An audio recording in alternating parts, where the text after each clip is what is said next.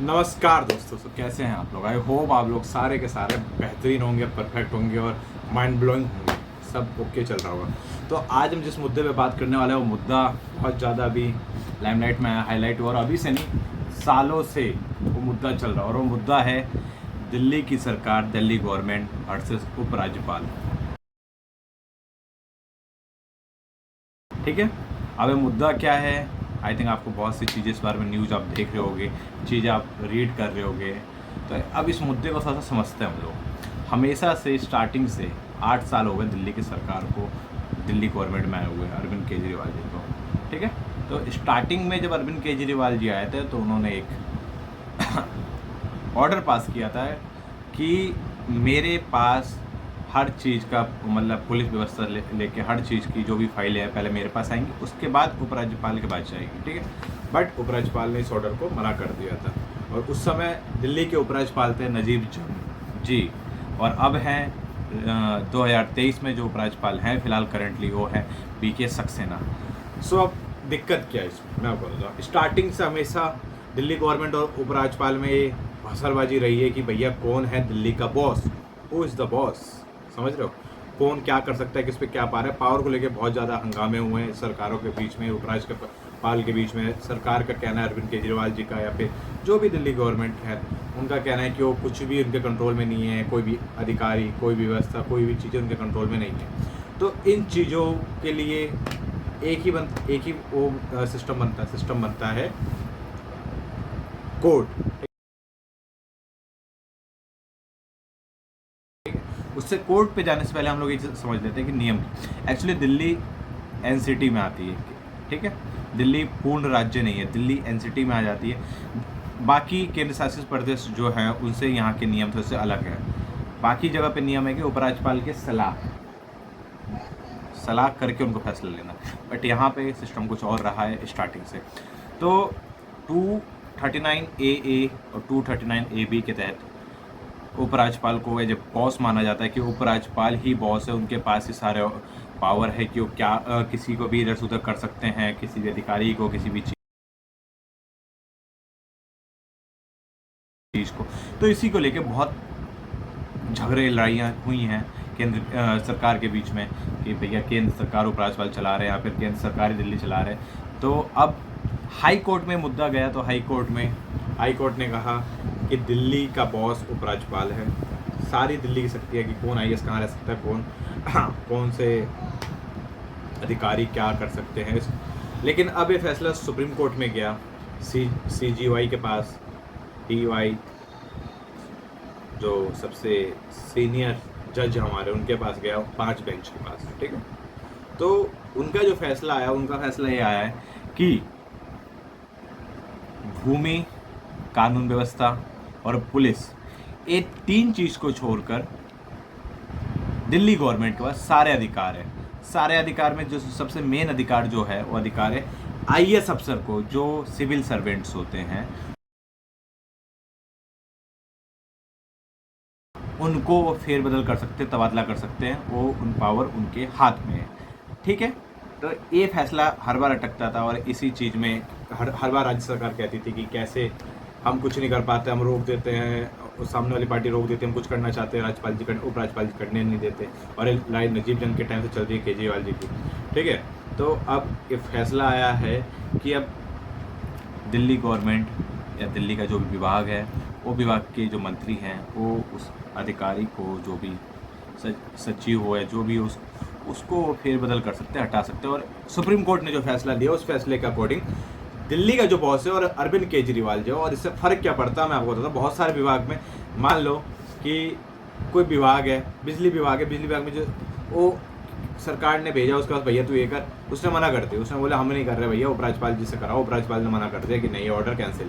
तो इससे हो जाती थी दिक्कत। और अगर देखा जाए तो दिल्ली की सरकार को दिल्ली के लोगों ने चुना है, तो मेरे अकॉर्डिंग दिल्ली की सरकार पे दिल्ली के लोगों पे, या जो अधिकार है दिल्ली के अंदर वो दिल्ली की सरकार के पास ही होना चाहिए, तभी काम ओके करके चलेंगे। मैं कोई सपोर्टर नहीं हूँ किसी भी पार्टी का या किसी भी चीज़ का, मैं जो मेरी मेंटेलिटी है उस अकॉर्डिंग मैंने आपको चीज़ बताई है। तो अब से जो पावर, अब सारी पावर केजरीवाल जी के पास है। कानून व्यवस्था, भूमि और कानून को छोड़कर हर चीज़ कर सकते हैं। और उसका सबसे लेटेस्ट उदाहरण ये है कि उन्होंने कोई सचिव थे, मैं पूरी तरह से याद तो नहीं है मेरे को, लेकिन कोई सचिव थे, उनका उन्होंने फेरबदल के लिए आदेश जारी कर दिया कि आपका तबादला हो चुका, आपकी जगह कोई दूसरे आएंगे। ठीक है, अब इसके लिए आगे क्या होता है क्या नहीं होता है, केंद्र क्या करती है, कानून बन सकता है कि उसको रिव्यू पिटिशन डालती है केंद्र सरकार, क्या डालती है वो आगे की बात है ना। बाकी अभी जो सुप्रीम कोर्ट का आ रखा है वो यही आ रखा है। बट इसमें भी कुछ चीज़ें हैं, जैसे इमरजेंसी या कोई भी बड़े फैसले को लेके उपराज्यपाल राष्ट्रपति को भेज सकते हैं और वो फैसले ले सकते हैं। ठीक है, तो ये भी एक इम्पोर्टेंट थिंग है जो कि नोट करना चाहिए आप लोगों को, कि भैया इमरजेंसी लगाने या कुछ लगाने तो राष्ट्रपति के लिए उपराज्यपाल भेज सकते हैं उसको, और वो वहाँ से करवा सकते हैं। एंड जो संविधान है 239A है, उसके तहत ये बताया गया था स्टार्टिंग में कि उपराज्यपाल ही दिल्ली के बॉस होंगे, उपराज्यपाल के पास ही सारे अधिकार होंगे। बाकी राज्यों में ये नियम अलग है, ये चीज़ें अलग है, दिल्ली में चीज़ अलग है। और सुप्रीम कोर्ट का फैसला, जो उनके सबसे सीनियर जज DY चंद्रचूड़ और उनकी 5 बेंच वाली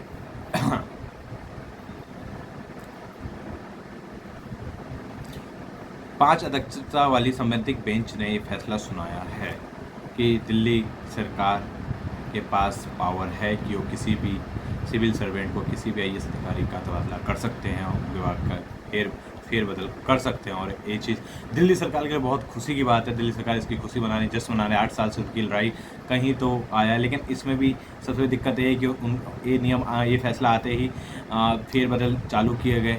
ठीक है, फेरबदल चालू करने में जो सचिव थे, सर्विसेज विभाग के जो सचिव है उनका ट्रांसफ़र किया, लेकिन केंद्र सरकार ने अभी तक उसको कंफर्म नहीं किया। उसमें भी कुछ चीज़ें हैं जो कि मैं आपको आगे की वीडियोज़ में क्लियर करूँगा। एंड फिर से आम आदमी पार्टी सुप्रीम कोर्ट के पास पहुंच गई है कि उन्होंने सुप्रीम कोर्ट के फैसले का मानना किया है, नहीं माना है। तो इसके लिए भी अब आगे क्या होता है देखते हैं।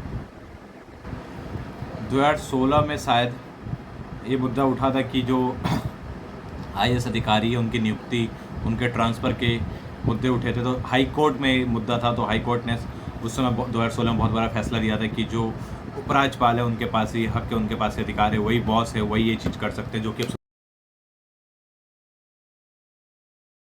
सुप्रीम कोर्ट उस फैसले को पलट दिया और एक सिविल सर्वेंट्स और IAS अधिकारी हैं उनका बदलाव अब दिल्ली गवर्नमेंट कर सकती है। तो ये अब तक का सबसे लेटेस्ट है। अब आगे का क्या होता है वो मैं आपको आगे की वीडियोज़ में बता दूंगा। और ऐसा नहीं, सुप्रीम कोर्ट ने फैसला 2023 में सुना, 2018 में भी ये फैसला जब सुप्रीम कोर्ट में पहुंचा था, सुप्रीम कोर्ट ने कहा था कि असली जो बॉस है वो दिल्ली गवर्नमेंट ही है, दिल्ली का जो विधायिका है वही असली बॉस है, वो कर सकती है ये चीज़ें। और वो मुद्दा फिर से वो हुआ और फिर से केस फाइल और यही सब हुआ, और अब 2023 में दोबारा वही चीज़ मुद्दा हुआ और वही चीज़ सुप्रीम कोर्ट का दोबारा अगेन फैसला वही आया है। ठीक है, और हाँ, उपराज्यपाल सलाह दे सकते हैं गवर्नमेंट को, लेकिन बिल्कुल घुस नहीं सकते, उसकी चीज़ों को पलट नहीं सकते। अगर ऐसा कुछ करते तो उनके लिए राष्ट्रपति के पास उनको ऑर्डर भेजना होगा। अगर केजरीवाल जी से जो भी CM है उस समय के उनसे नहीं बनती है तो राष्ट्रपति को भेजेंगे, उसके बाद जो होगा वो आगे का है। अभी जो करंट में है वो यही है। और 2018 में जब सुप्रीम कोर्ट का फैसला आया तो उसके बाद केंद्र सरकार की तरफ से संसद में एक बिल लाया गया जिसमें LG और दिल्ली सरकार की शक्तियों को परिभाषित किया गया। ठीक है, इस बिल में साफ तौर पर कहा गया था कि दिल्ली में सरकार का मतलब उपराज्यपाल है। बिल पेश होने के बाद आम आदमी पार्टी और बाकी विपक्षी दलों ने इसका विरोध किया, लेकिन भारी हंगामे के बीच government of national capital territory of Delhi bill 2021 को दोनों सदनों में पास कर दिया गया। ठीक है, इसके बाद इसे नोटिफाई भी किया, जिसके खिलाफ बाद में दिल्ली सुप्रीम कोर्ट पहुंची और अभी यह फैसला 2023 में आपके और मेरे सामने आया है। ठीक है, और हाँ, अब 11 मई 2023 को सुप्रीम कोर्ट ने एक बार फिर दिल्ली सरकार को राहत देते हुए सेवाओं मामले में अधिकार दे दिए, यानी अधिकारियों के तबादले और नियुक्ति को लेकर अब दिल्ली सरकार ही फैसला लेगी। सुप्रीम कोर्ट ने अपने फैसले से LG की शक्तियों को भूमि, पुलिस और कानून व्यवस्था तक ही सीमित किया है। हालांकि इमरजेंसी या किसी बड़े मामले को लेकर एलजी फैसला ले सकते हैं या फिर इसे राष्ट्रपति को भेज सकते हैं। ठीक है, फिलहाल दिल्ली सरकार 8 साल की लंबी लड़ाई के बाद जीत का जश्न मना रही है।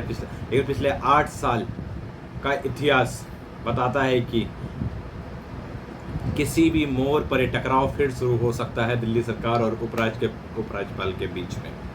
नजीब जंग से शुरू हुई जंग पीके सक्सेना तक आ चुकी है। अब आगे देखते हैं क्या होता है और आगे के क्या फैसला होते हैं और ये सचिव वाले जो हैं इसका क्या मैटर पड़ता है, सुप्रीम कोर्ट क्या ऑर्डर देती है, उसके लिए आगे की वीडियोज आप मेरा देखें और उस वीडियो में आपको सारी चीज़ें पता चलती रहेंगी साथ ही साथ। तब तक के लिए मिलते हैं हम आपसे अगले ब्लॉग में। लाइक सब्सक्राइब शेयर कीजिए ऐसी जानकारियों के लिए।